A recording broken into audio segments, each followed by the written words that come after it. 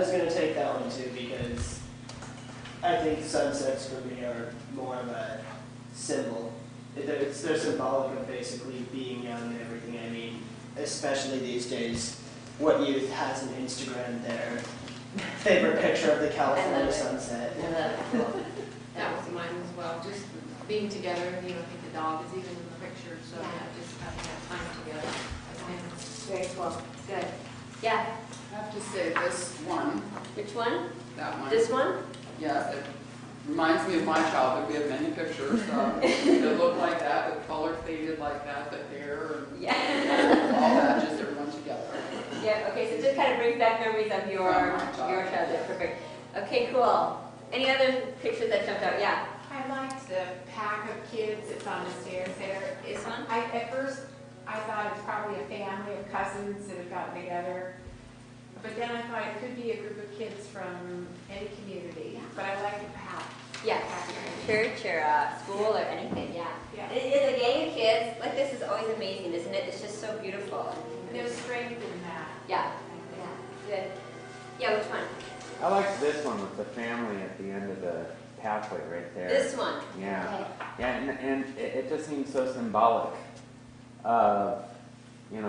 They're in this together, they're on a journey, they're blazing a trail together, and they're celebrating where each of them is at. Very cool. Very cool. I love it. That is a beautiful way to see this photo. Yeah. I like the same one for the same reasons, but added to it, the father in the back. Oh my God.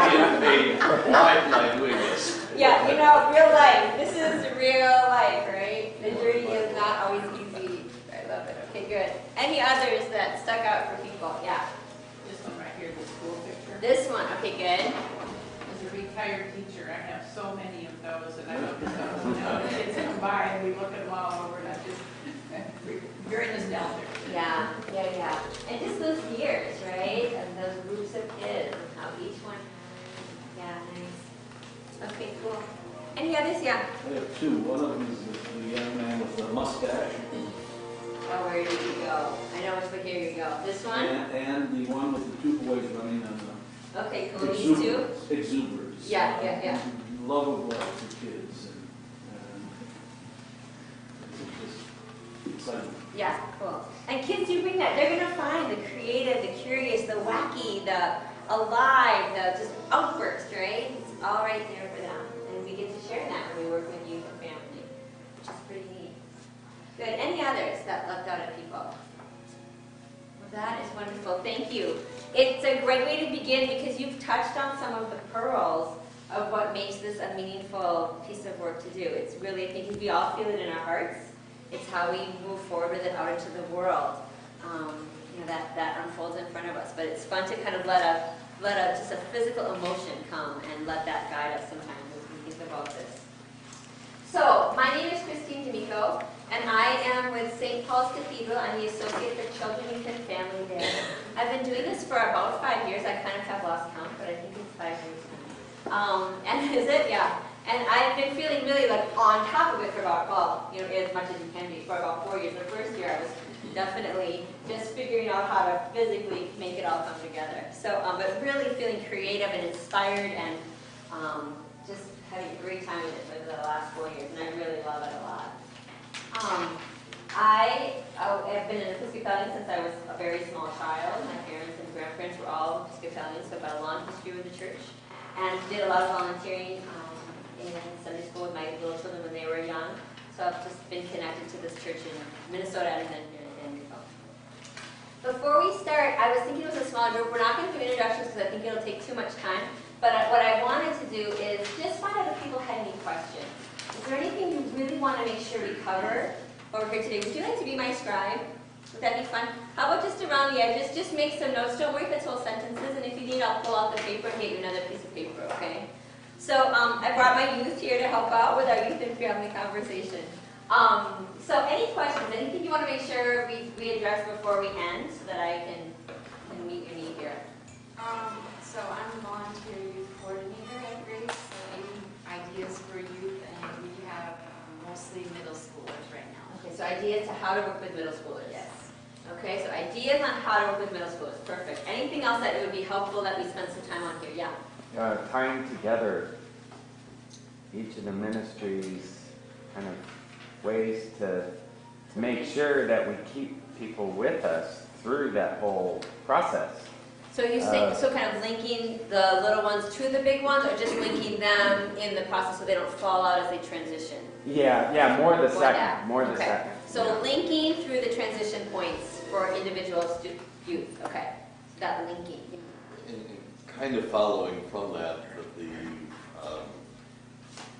the extent to which you need to have some facility or program for how many age groups, in other words, from nursery to toddler to Sunday school to preteens to youth to young adults, how many of those are essential? So how many different programs do you need to make it feel like a strong program? That's a great question. So do you want to write down how many different programs do we need? And is it really to make the program feel strong, or what is it that you're looking for when you ask that question, do you think? What's the outcome you want from that? Well, partly whether or not you need to have all of those. Okay. And then obviously if you do, you want to make them strong, you want Right. them useful. Okay, good. Okay, cool. Any other questions that we should spend some time on? We have two 2-year-olds and a 10-year-old.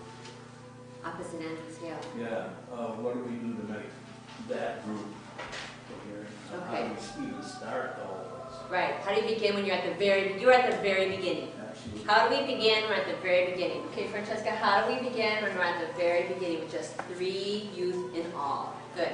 Okay, good. Yeah, Gabe. Especially for me who's graduating high school this year, it's how do you continue it when you don't have when you go to a totally new place and don't have a structure in place, how do you continue? How do you continue it? Yeah. Francesca, I'm going to pause you and ask you to put the music up too, okay, sweetie? Thanks. So, say that again. How do you continue it? How do you continue your faith when you don't have a structure in place for you? Okay, great. So how to continue your faith when you're a youth going out on your own? Great question. That's an exciting one. That's one I've been playing with a lot too. That's good. Anything else? Okay, good. So these are going to get answered a little bit as we go. I didn't write the hour to spend for these specific things, but we're going to weave it in. I want you to keep those questions present as we're working. As well, at the end, we're going to do just some nuts and bolts. So we'll spend some time on some of these more nuts and bolts questions as well towards the end.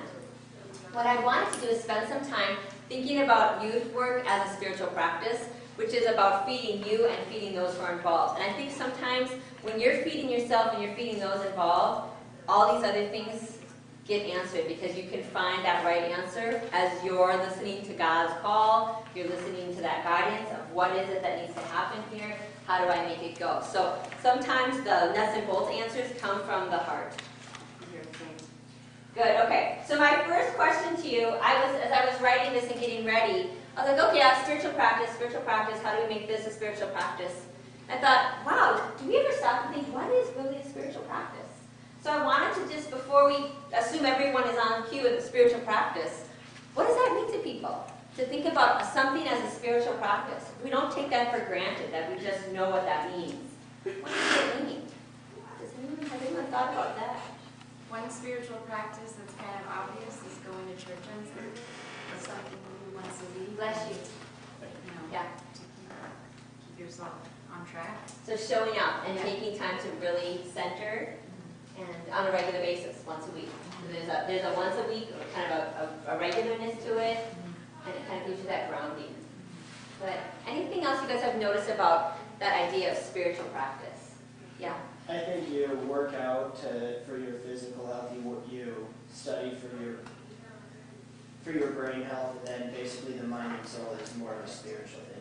Well, and that working out, that ability to take care of your body can integrate into a spiritual practice, right? Taking care of your mind can turn into, they can all kind of link into how you allow yourself to be the best you can be, to follow God's lead, to be able to be present to those around you. Anything else about spiritual practice?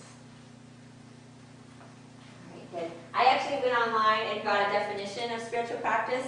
It was from the often questioned source of Wikipedia. But I encourage you to go on and just Google search what is a spiritual practice.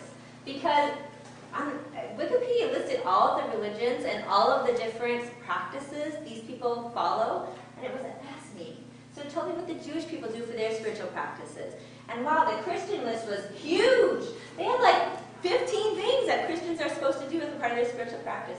It was really fun. So if you want just to play afterwards, when you're back at home, jump on and just Google search, what is a spiritual practice? And see what shows up for you.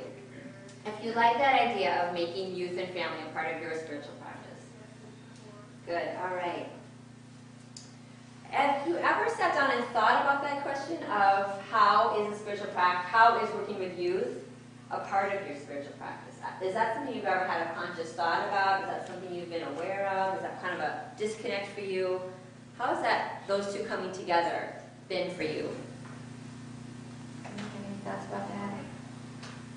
It's definitely something that I've thought about, because I think the time that you spend thinking about how you want to serve your youth and things like that is just more time that you're developing yourself spiritually too, and you're learning things as you're teaching things. Yeah. And when you're able to teach something, you understand it well. Right. And there's just so many layers of that learning, right? You kind of get it in that layer, which is so neat.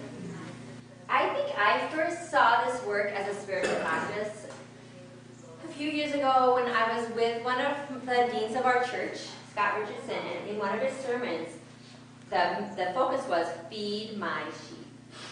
And I sat there and I was like, feed my sheep. And I realized that was my job. I have all these lovely people in this community, adults, youth, all these families. I look at the parents, I look at the babies, I look at the teens and the 6-year-olds. And that is where I'm called to help feed that spiritual growth and development, that connection, that sense of being okay, of the world knowing how okay you are, and of really giving back. So that call of feed my sheep really spoke to me, and that's where I felt like I really began that spiritual aspect of children, youth, and family. It was less the logistics and more, how do I follow that call of feed these sheep, these really important, wonderful sheep that I am around. And I'm one of the sheep as well, but it's that kind of back and forth. Good. So it's a fascinating journey to start seeing this work from that kind of really call from God to be present, be there, support these people. So what I have is a handout. Let me find it.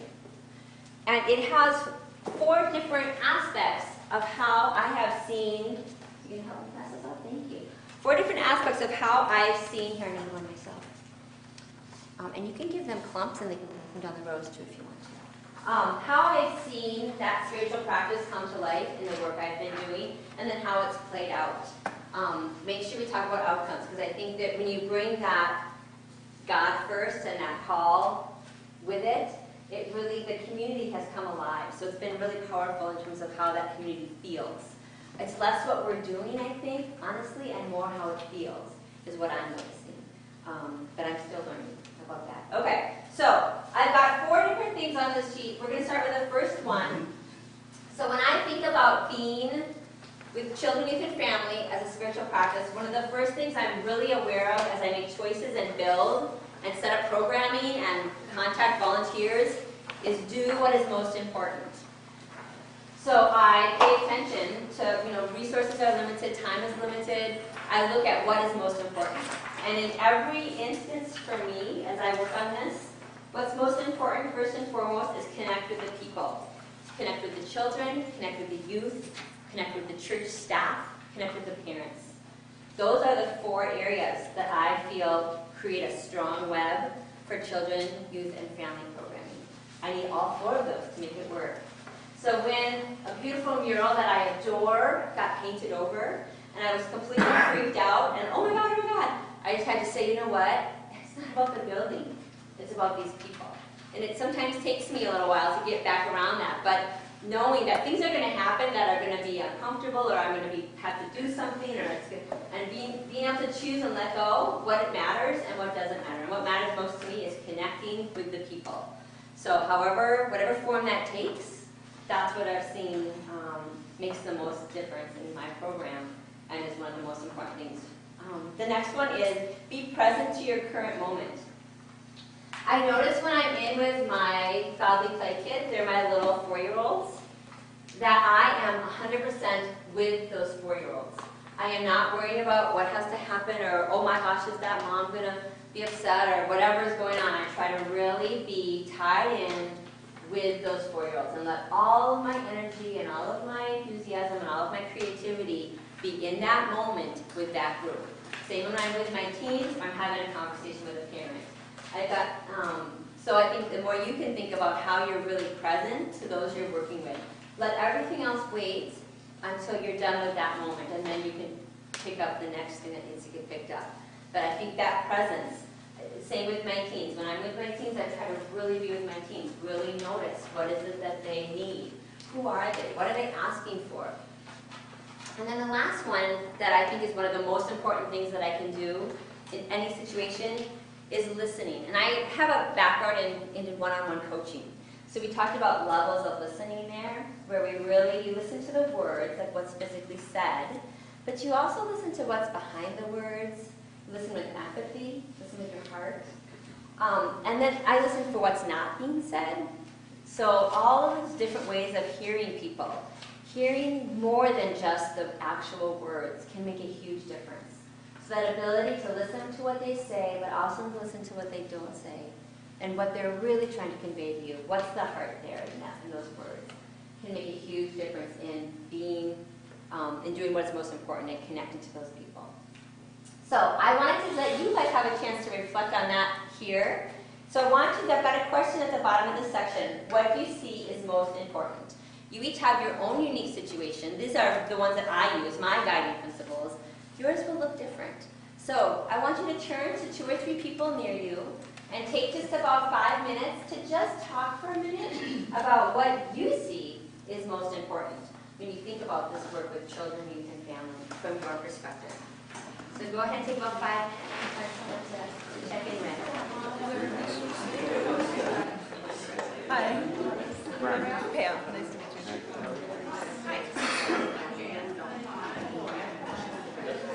Okay,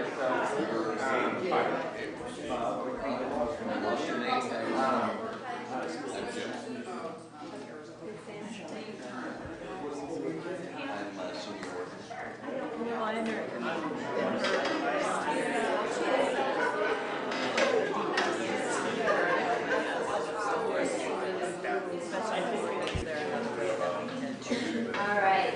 So tell me some of what you all noticed in your conversations about what is most important. When you think about this role, what do you think is most important, given where you are? Yeah. Listening to the youth as they begin to transition from elementary into the later stages of their life. So listening to the youth as they transition from elementary into their kind of middle school, Right. starting to be teenager. Right. In order to continue to interest them, keep them engaged. Okay, so how to interest them and keep them engaged? Like, okay, To great. listen to what they're thinking. Cool. Good. What else seems like most important to you? Yeah. Something we kind of came back to over and over again in our little discussion was the idea of service. And the youth at our congregation, we kind of, when we were redoing all our planning for it, something we kind of wanted to do was to keep them involved in church and not to, when we go have our Sunday, to not kind of draw them out, we don't dismiss them with the Sunday school kids, we keep them in church. And to get them involved as acolytes and readers, and how the idea of serving in that role to the community, to the congregation in their faith. And then we were talking about how some of the most successful events that we've staged as youth leaders and as a youth group as a whole have been service oriented. Yeah. What are some of the most successful ones you guys have seen? Think about that in terms of service. You were talking The about 2 that we did so far that have worked was, one, we helped rake leaves at the chapel up in Oceanside, where there's an Episcopal cemetery there, and the caretaker is like in his 90s. So we got not only our youth, but their families and their parents and other members of the church community, and we went there and helped rake leaves in preparation for the All Saints Day service. And then the other thing that we just did was the youth hosted the pancake supper on Shrove Tuesday. So it gave them a sense of, you know, they were responsible, they helped put it together, they helped make sure everything went well. And obviously we had help from a lot of other people in the congregation, but then it gave them a chance to interact with, you know, the little kids, their peers, adults, even older adults, and then be part of the whole community. Okay, very cool. I love that linking that you got intergenerational people kind of coming together, and they're really doing something that's meaningful. It means something to somebody on both of those, right? Mm-hmm. Plus, it's fun. Like, who doesn't like making pancakes? Oh my gosh, it was so Raking fun. leaves is really fun in San Diego too because it's so novel. You know, we don't get to rake leaves that often here. It's really fun. You get to jump in them and throw them, and so you've kind of really gotten lots of different pieces combined there. Good, yeah. I was gonna say, I don't know, and you may have tried this when you said the service with your youth as acolytes and all. We've had one so far, we're probably gonna try and do it a couple times a year, where they do everything. They're ushers, they're greeters, and we had one of our high school kids give us a sermon that day too. She did a wonderful job, and they did all of the aspects of, you know, that doesn't have to be done by a priest. You know, they did all of those things, and so you may have tried that or not, but that works. We definitely thought about it. Yes, if you and you know, of course, someone talked to this girl ahead of time. Would she be willing to do that and helped her work it out? But it was really powerful. It was really good. So At St. Thomas Gardens, always the fourth Sundays, always youth Sunday. Oh, wow. And then the sermon is also geared down. The kids don't leave. We have little carpet squares that they bring in and they sit right in the front. Which is kids, but they do the ushering and they do everything. So it's really. That's great. That's great. Other things that you see are the most important things to remember to your students. Yeah. One thing that came up a lot is bonding and togetherness of the youth as a community, rather than it's not just there for Sunday. It's you're actually part of a family at your church. Is what we found is what actually keeps people together, keeps people coming back. Let's say a little about how that happened for you, because I'm assuming that happened for you. If that makes sense. Yes. The cathedral, when I first came like 4 years ago, wasn't really big in their youth, and since it's grown a lot. When I first showed up at Happening, the Diocesan Youth Retreat, 3 years ago, I just had my last one last weekend, and I showed up and it was, oh yay, first person from the cathedral we've had in years. And now, this last weekend, we had a total of, I think, 7 people from the cathedral, just on the weekend itself. So, I work with Gabe. We're in the same church together, so we work together. But we have found that Happening had a huge impact on our teens. And the community was, you could feel it. It was a magic experience to watch these teens just be into each other. And they're each other's best friends. And I'm watching this happen in front of my eyes and just thinking, this is amazing to see. So, and I do think Happening was the catalyst. It's what got this bond started. It wasn't there before Happening, and after Happening, it was alive, and it has stayed alive. The same kids aren't going to Happening. They don't always, it didn't happen in the fall, so it's not like it has to be this constant thing. But once that spark got made, it has just roared into a beautiful flame. So it's been amazing to watch, but I do think that intense 3-day experience with these teens together on their own doing something out of the box creates an amazing opportunity for community. So if you haven't encouraged Happenings with your teens, it is a powerful experience and definitely worth. Gabe has been our voice to get teens there. Just saying, oh, this is what's happening. I'm not a very big salesperson. So I'll be like, here's the form if you want to go. We'd love to have you. And Gabe says, you have to go. You must leave. So he's really like shoving them out the door. And they're going. And every teen who's gone has said, well, you don't really want to go. But Gabe told me I had to. I didn't want to say no to him. So that's been what they've said. Max said that to me. Yeah, they all said, I wasn't going to go, but I couldn't say no to Gabe. So I went. So, and they've all come back saying, oh my God, this was a major life changer for me. And as a parent, my kid came back a different kid. And I've heard that over and over and over. So we have this within our community. It is an amazing resource for families and for teens. And it is very simple. people. It's not very, it's all youth-led. It's an amazing, amazing thing for teens. So anyways, enough, but that's really great. Thank you, Gabe. Yeah. That's awesome, but I think the spirit of what's leading that within your community, you have Gabe, you have yourself, we have a couple, because getting your youth, your children to participate in that, mom, grandma can mention it and it gets, yeah, right, but you get someone who's seen the excitement and can talk it up, and then you can get your youth excited To go. I remember one of the most rewarding times was when we sat around and we talked about what the youth wanted to do, and they decided to go to North County and they started painting. They started making lunches and feeding, and their comments were, you know, we're protected. We didn't know there were others out here, and it became a regular. Wow, so that's another really powerful opportunity for them to see something beyond their own normal world. Yeah. Well, I just want to kind of connect that downward a little bit too, because, you know, like the issue with service, and that's a great thing, making sure that, you know, our youth get involved with service, but, you know, you don't have to wait till they're youth either.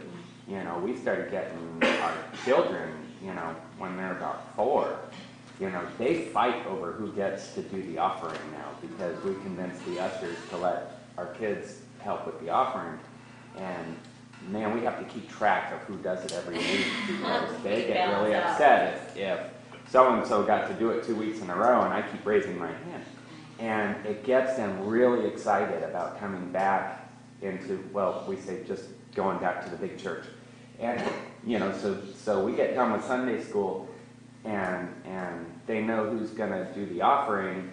They're really excited about being there, and then they're more attentive, and it just makes them feel more involved with what we're doing. I think that's a really big part of things. Yeah, it is. And then starting young is a great thing. You don't need to wait. I think that's a great comment. Let them start early. Let them go. If anyone ever wants to have happening youth come and speak to your church and try to get I did. I just said that today. I know we have Max would come, Dave. I know we could get our whole little crew to come spend a Sunday morning at your church, and we'd love to see more teen diocesan interaction. Love to do it. So. What about for younger kids though that aren't old enough for happy? There's New beginnings for middle schoolers. Okay. And I haven't had any experience with that. Gabe has. I've staffed 1 week. We had one middle schooler go last year, and it says on there that you have to have an adult go with them, so I went with them. But actually it was very tiny, there were not very many kids, and it didn't turn out to be a whole weekend, it turned out to be a day. Either not very many people signed up, so it wasn't a whole weekend, it was just a Saturday. But he had a really, really good time. And that same kid just went to Camp Stevens a few weeks ago, I don't know what was going. Oh yeah, they did do It was something, it wasn't anything, but it was a. Yep, they did a youth Camp kind of Stevens, treat. He went to that, and he had a really good time. You know, there's some of those like little Courses. Yeah, I think, oh, that was what we did. So there's things like that. So it's been the same kids, but we don't have any kids. So. Yeah, so there is stuff, and I think our diocese is really trying hard to get diocesan youth things going. So they've probably been trying for a while, but it's starting to get a little bit of momentum. The mission trip in the summer, I think, is helping. We've got the second summer in a row now with a mission trip, which is amazing. I'd love to see us have one every single summer. Yeah. My opinion about the diocesan youth is that it works better rather than somebody having somebody trying to coordinate all the churches. I think it works better from the ground up when the church is actually communicating between each other. The other thing happening that I've noticed, now I've staffed, I don't know how many of those weekends, I mean, that's a weekend I'm really familiar with, is that the kids aren't going to want to go when it's first coming out. You are really taking them out of their comfort zone for that weekend. And they aren't going to want to go. It's all right to push them into it. Yeah.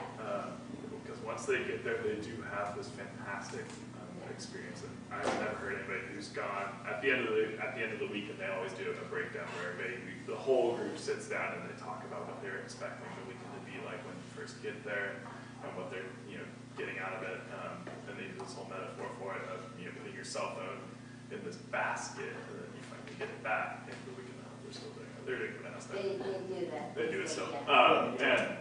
And in that conversation, something that you always hear is, I didn't really want to come to this.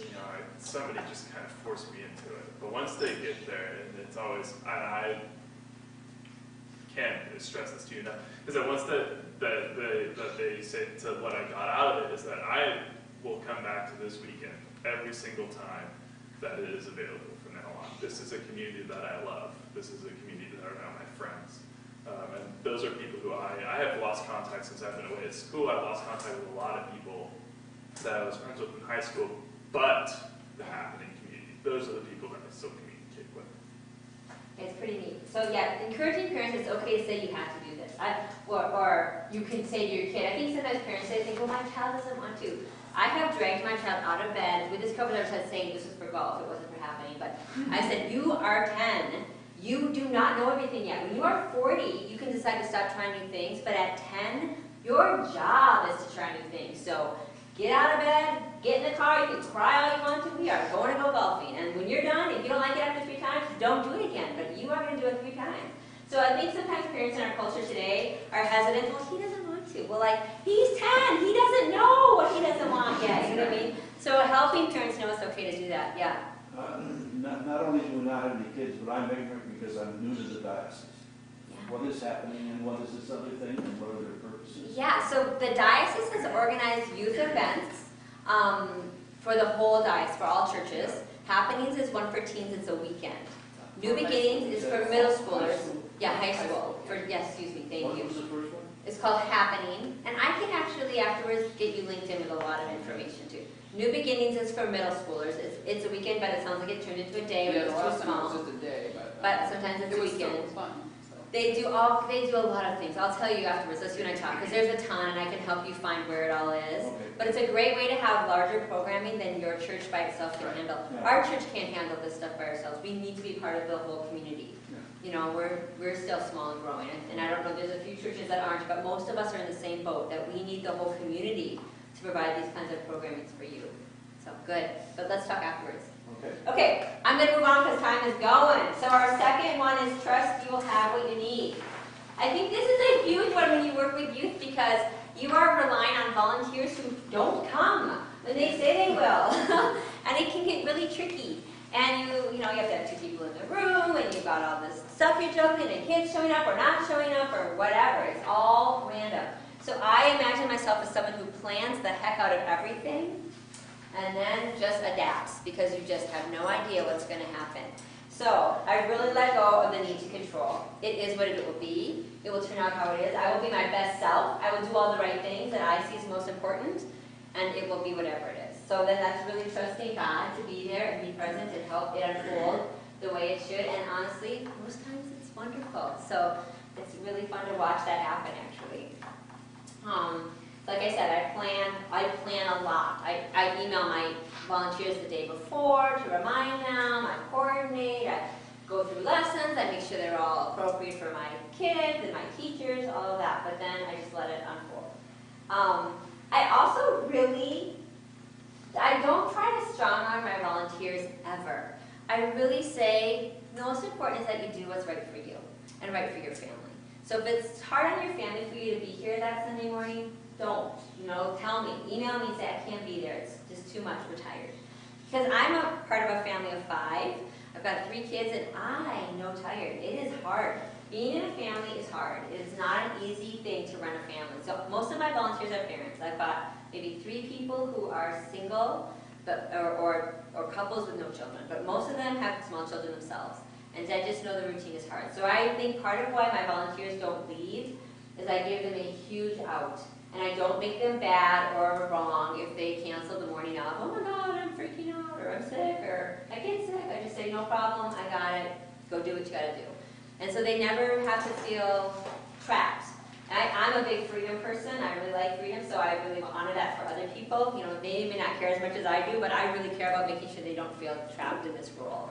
And then I try to do the same for myself, to make sure I don't feel trapped. So, there's probably 5,000 things I could do every week, at the church and be part of the community, or show up for the parents, and I have to kind of pick and choose, or I'm going to go nuts. So sometimes I do that well, and sometimes I don't do that so well. You know, you kind of always balancing that. But it's that ability to help others take care of themselves, and then also, in this role, take care of yourself as well. And I think that there's trust in that as well. There's trust that I'm thinking well. There's trust that it's okay if I don't show up to something that probably would be good if I show up to, but I'm just too tired. I need to save my energy for Sunday morning or whatever. I'm too far behind. My own kids need something. It's just that juggle. And then the last one is to adapt your programs to the limitations that you have. We all have limits in the number of students we have, or the youth that are in our programs, or in the number of volunteers we have, or in the time, the money. There's all these limits that face our programs. So trying to be more than you can support will just make you crazy and frustrated.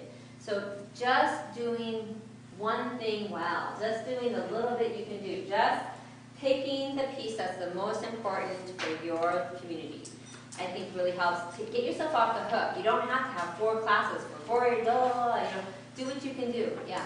Yeah, I was going to say, as long as your program is consistent with the routines that it sticks with, it makes the even with young families, if they're consistent with the same routines that their child, what he's doing, it makes it more acceptable to, whereas if you just do it rarely once in a while or once every other month, most families aren't going to really want to stick with the program because they don't think it's consistent enough, or it falls along with their child's activities, because every family has their routines and programs, and a lot of families have a lot of structured programs that their child is in, and they can't really get consistent with those programs with their church. Right. So they have to kind of, like you said, balance and juggle, figure out what they want to do with their child or what the family wants to do with that church. Right.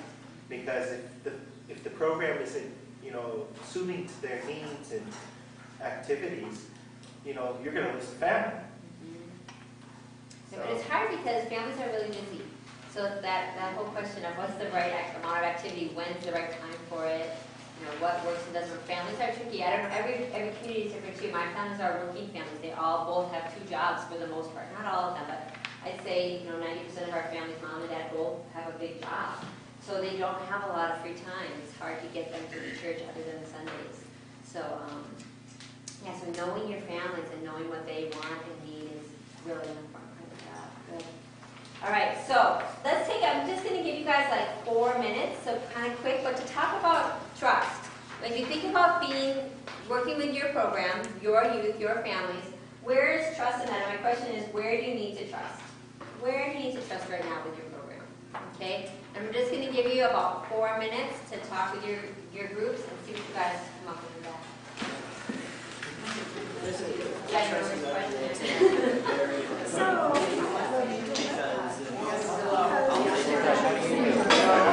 For me, it's when you talked about planning everything and all the way into every detail, and then there's no volunteers, and giving that some control up and just stepping back and saying, well, it is what it is, and this is what's done, this is what we have to deal with, and this is all we can do. That's the hard part. Yeah. Yeah. Hey, let's go with it. Right? But you can't carry that part. That part is bigger than you. No matter how much you plan, you cannot carry that part. So you give that part to God. Yeah. Say, God, I'm here. I did my work, and I'm going to roll with what you bring here. Yeah. Good. Good. That is. Anything else about trust that you guys talked about? Go ahead. Yeah. We had a situation some years ago where our volunteer base had shrunk to the point that we basically had 2 people trying to do Sunday school all the time. And so we actually had to come up with just something new. And we were just talking about this a little bit, where we kind of planned out a curriculum for 6 months, and then I just hit up everybody I could about taking on just a 2-week block. And their first week they were assisting someone else, and then their second week they were the head teacher, and then their assistant that week was the head teacher the next week. So it just got a whole lot of people into the classroom with an unintimidating commitment. Right. And then once they were in there, they realized it wasn't that big of a deal. Hey, I can do this. Right. And so that got us to a point where we don't have two of us just trying to do everything anymore. Now when I have a 6-week curriculum coming up, I have any number of people who are willing to say, you know what, I haven't taught in a while, I'll take that one. Yeah. And it's really a cool thing that realizing before burnout Right. that this was not going to work. This is a really good point. I think the days of saying, I signed up for Sunday school for the whole year, those I don't know any, I'm not the expert, but I don't announce network at our church. I did that when my kids were little, but I've not seen it happen around me very much. I think we're the same as you. People actually at ours do once a month. So a volunteer normal commitment is one Sunday a month. And that, I actually do it every single Sunday, and then I have other people who want to do it more. So I've got one that wants to do 2, one that loves to pick up every sub-opportunity that there is, but that's because they want to. But the normal ask is once a month. And it makes it very easy to say yes, because it's not a huge, and they don't have to do a lot of planning. Their lessons get sent, their lesson gets sent to them, they just have to read it, be ready to teach it, yeah. One thing that I find with trust is that it's kind of two-sided, because when somebody can't commit to something, obviously they might have whatever guilt or reservations in there, but in order for them to actually be able to say no or sorry, I can't, they actually have to be able to trust that somebody else is going to pick up the slack for them. True. If that's very true, trusting that there's another person who can do it. Yeah, good. Great. Okay, 2 good points. Anything else about trust? On our side of the room, we talked about trusting the kids. So entrusting certain things to them and just letting go and letting them do it, because it makes your life easier and it builds their confidence and makes them feel good too. Yeah, perfect. That's great. And then that's again that letting go. What if you show up for the homeless packet creation project and you don't have any toothbrushes because the kid was supposed to bring the toothbrushes, didn't do what they said they do, and how you continue with that, right? What are you gonna do? You can decide how to carry that on. But that letting go can be hard for us adults who want to make sure it's all just right. Yeah, good. Okay, let's move on to the next one. I'm going to do the next 2 together just because of time. And they kind of fit together. So the next thing that I think is really important about allowing this work to be your own spiritual practice is exploring what is life-giving and enriching for you. This is your time too. You are giving of yourself in this, and this is an opportunity for you to be enriched. So let's make sure you're getting that.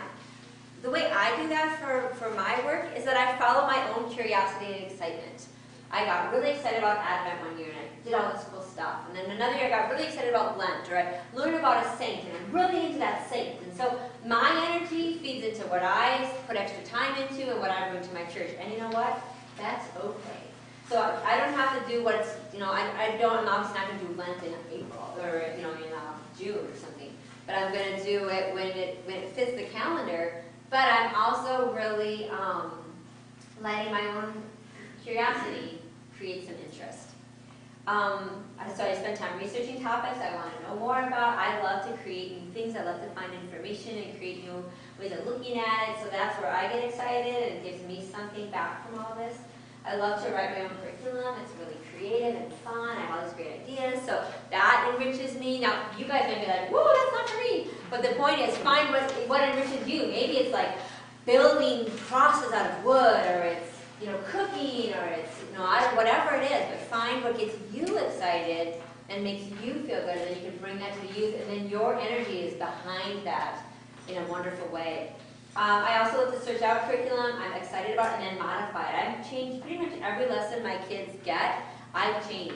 I'm like, oh, I think this connection's, let's link this together and make that happen. And so just because it says in the book, do this, doesn't mean you have to do it. You can kind of put it together in the way that you think is the most impactful.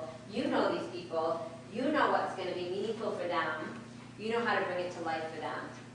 So that's the next one, is really give yourself latitude to make it rich for you and then rich for your community. And then the last one that I want to share with you is just practicing servant leadership.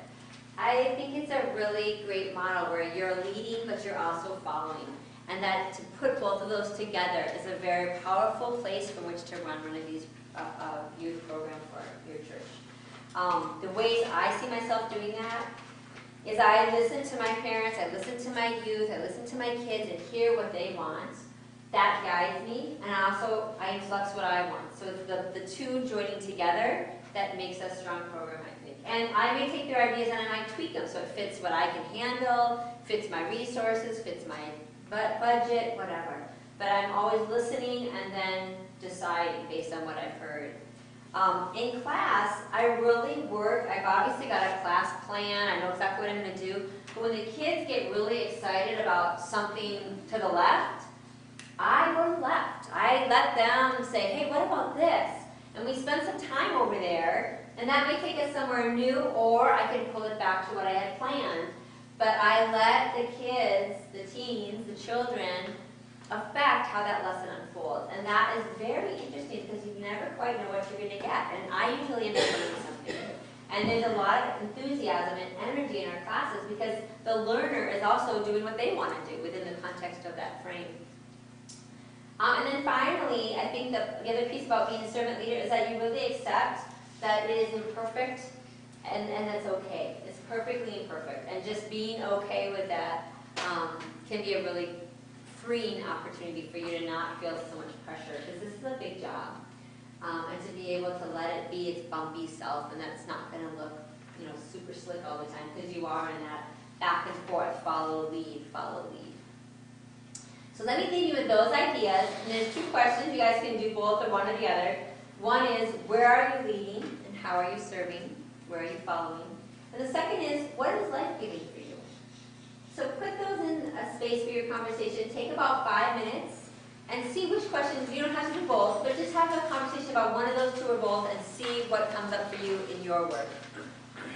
All right, so you have one last chance to turn to your wise followers here. With your youth. I'll come back to you. You just kind of talked about, you made the point, you have to modify it with whoever's there and the opportunities that you have. So pay attention to your specific situation. Yeah. The needs of that group. So some, our church, like on a good Sunday, maybe 10 or 15, but then there's 3, and so you just have to, Adapt. again, plan, and adapt to whatever unfolds. I basically, and as I noted, I have more time in it, but in all of our lives we're busy at certain times and not so busy at certain times, so basically God's going to give you the time when you can really participate in it, like, especially me right now, is I had time to be one of the head staff on Happening. I have a lot of time to do a lot of church stuff and other stuff right now because, frankly, as a senior, my only directions are don't screw up this semester and have fun. Yeah, that's great. Get ready. You have a big transition heading your way. And I know this all, and I even know and already accepted that all this extra time to actually do what I want with church and elsewhere.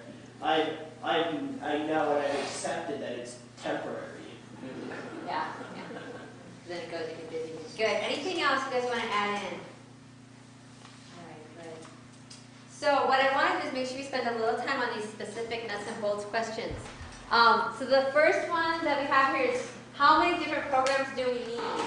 So as you guys think about that question, my wise group here, what do y'all think what do you want to say about that? Anything about, and the person who asked the question, if you want to qualify that in any way before we answer it?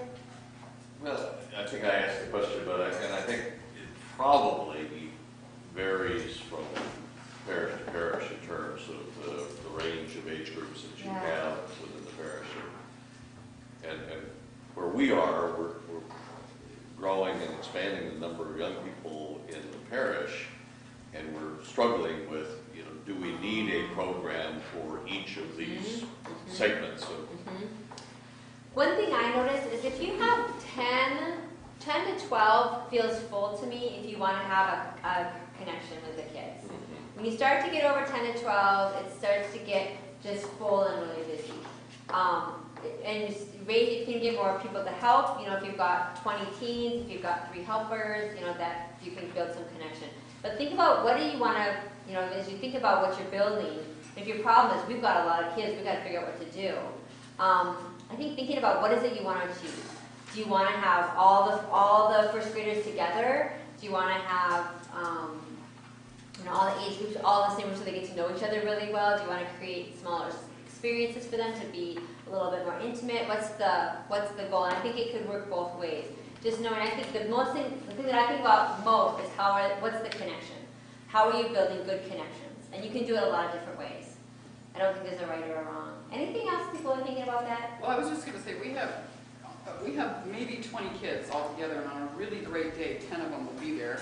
But we have a wide range of ages. So if we've got 10 kids, we only have 2 Sunday school teachers ever. And you're supposed to have 2 people in the room all the time. So it's a small room, or we'll go into our parish hall where we can have 2 different tables, but we'll still be in the same room. And then we can have the older kids with one of us and the younger kids with the other. And so we split it, but we never have more than 2 groups because we just don't have enough resources to have more than 2 groups. So it just depends on what you can do. If you've got, 15 people that want to volunteer, you can have it. And a lot of kids, you can have as many groups as you want. It just depends on... How many kids do you have on a Sunday show up? Well, probably 30. That's where we are too right now. Not always, but 30 is kind of our average right now. And we have 4 classes at nursery. But right now, 2 of them are combined, so we really run 3 classes at nursery right now. Officially, we run 4, but the 2 want to stick together. So I let them. So I don't say, you have to. No, if they want to be together, I say, okay, fine, run in the same class. Find a team. Sometimes their class is 16 kids. Like, you guys have a lot of kids here. Do you want to split up? No! Okay, off you go, Yeah. So we have that same situation, and that's how we can talk more afterwards if you want to about what we've been doing. It's been working really well. But if other people can be supportive of one another, definitely hook up afterwards too. Yeah. Life experience when I was going to school in Dallas, visited First Baptist Church in Dallas. Their education building is 13 stories high. We get in the elevator and they ask, what month were you born? As to which class you were going to go into. It was just that. Wow. Closely, they had hundreds. Wow, that's incredible. Now we have 3. Yeah, what a difference, huh? What a huge difference. So you had a question. What was your question was? How do we get started? How do we get started? Yeah. Okay, so wise folk. Here he is. He has 3 youth. What should we tell him? How should he get started? Just start. Sometimes we have only 3. And we might have like 2 3rd graders and a 6th grader, or 2 3rd graders and an 8th grader, and we go off of that, and it always goes along with the lesson. So we have a little homily. Our deacon gives a little homily in church before we leave, so that starts us going, and then we just go into Sunday school and we go, and they're just all together, And there are great curriculums that are free. I'm using free curriculum right now. They're wonderful. I love them. So you can buy curriculum. There's a lot of really good ones you can buy. There's a ton of free stuff. The Episcopal Diocese and the National Church has some great free curriculums online. So curriculum is not your problem. You can definitely get curriculum with no cost. It's just showing up and being there every week for the kids. Sometimes you might only have 1 kid. Pardon? We want to use godly play. Godly plays, but well, you know what? We actually have some godly play materials that we're done with, and we used to do it. I would use blocks. We're just starting to buy materials now but before that, I would use blocks, and they would represent the figures. So you don't need to spend. If you have the money, great. The materials are gorgeous. But you can teach the same lesson with stones and blocks and pieces of wood that you find outside. So don't let that limit you. Yeah. I do godly play. I just right now getting, we have anywhere from 16 to 35 on a Sunday, depending on who showed up. And I've got ages 2 to 11 as a core group. Godly play really is only for 5 to 7 people.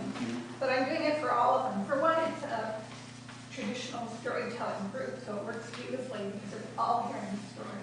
And I've got teams that are helping me kind of keep the group calm. And it works, but even if I only have 4 kids show up, it's what it works at Godly Play. We can't afford to buy the Godly Play. So what I've done, I'm entitled. Maybe it's a copyright infringement. But I actually borrow things from other churches, like a painted thing, color copy them, And then laminated does the same thing. It tells a story, it's a visual. It's just engaging the kids and being involved. No, we have a couple men in the church who are woodworkers. You are set. You are And they're set. interested in doing it. You are set, yeah. We also do godly play, and we, Rebecca McLean, who is at our church, and she's very involved in godly play, she said they do it all the way up to middle school. So there's a lot of room to move godly play however you want to.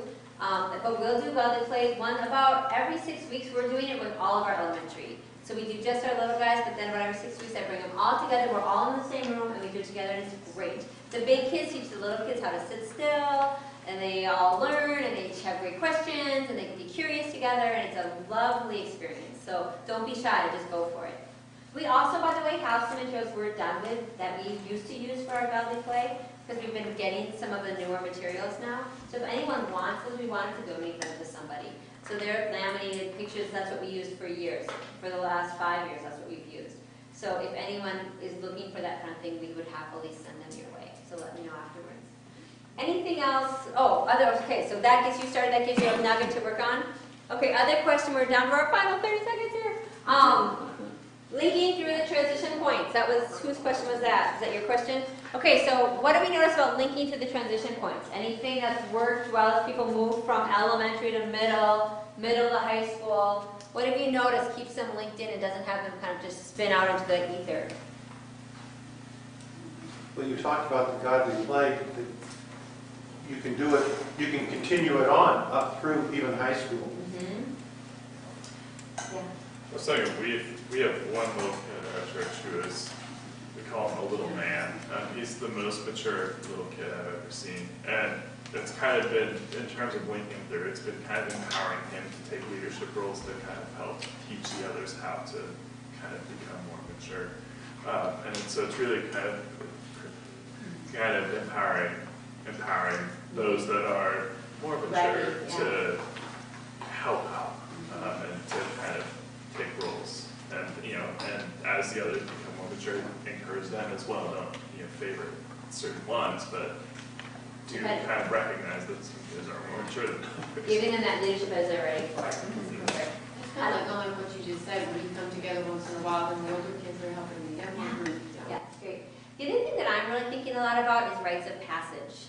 I think we're missing that. I've done some reading about boys especially, and how we're really missing the mark on rites of passage for boys. So there's a whole body of research on this. They're going off to college, and then 21-year-olds are teaching the 18-year-olds how to be men, and it's not really working very well. So it's helping us to build rites of passage into our program. I think the church is a great place to create really meaningful rites of passage for youth and their families. And I think families need rites of passage. That letting go process, as a parent starting to have to let go in a big way, it's a huge deal. So supporting parents in that rite of passage is a big thing I think about too.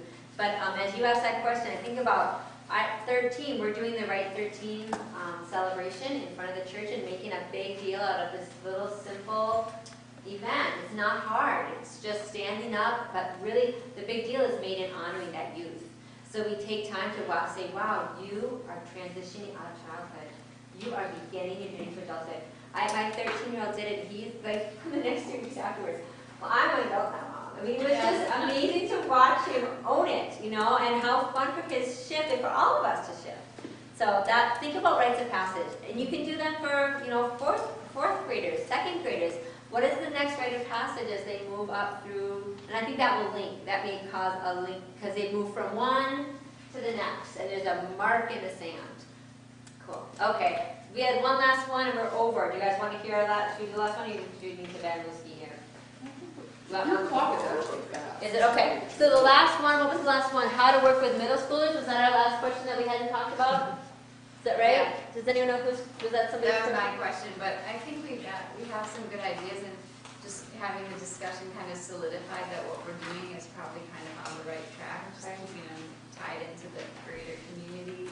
So is that the pearl that you walked away with? Is tying them into the greater community? Yeah. Perfect. Good. With your baking these and making pancakes and helping in the service. And Yeah. Good. Like they belong.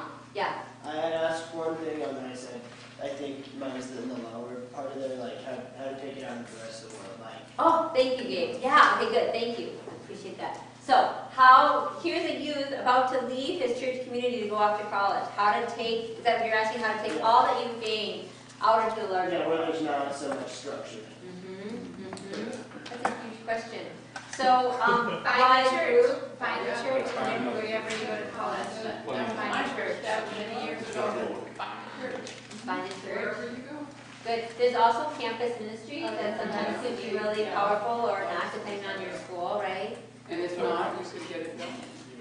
What, any? That's not- Did you want to add something? I said, let's have a conversation. Oh, good. Have a conversation afterwards. Some things, you know what I did too, the thing that I think about when I was in your position was there's a piece of exploring. Like I did a lot of reading. I read so many spiritual and religious books. I wish I had the time now, I don't, but I was a voracious reader of all the wisdom out there. And I did, I tried to do things, there was this thing called, what was it called? Course of Miracles. Do you guys remember that? Oh, it was kind of a movement for a while. I did that for about 2 years, where every week we'd meet and just talk about how to, it was a kind of connection through of God, and it was Conversations with God. That was a book that was super hot when I was in my early 20s. It was a whole series. So I think looking for things that speak to you. Yeah, you'll find them. Just be open. Look. Actively look. Anything as you're about to do it, you want to add to that? I think that's what I've heard that from most people. So it's just there's not so much structure there, and it's just the idea of starting fresh again. Well, and know that you know it's not quite fresh too. Remember, you're bringing all this with you. You're gonna. It's just it's the next chapter, right? And we're all still here, so every time you come back, come be with us. Yeah. Oh, and so we need to wrap up. Thank you for lingering. There's a evaluation that they'd like you to complete and hand to this wonderful man at the door. Thank you for coming and sharing your great ideas about us.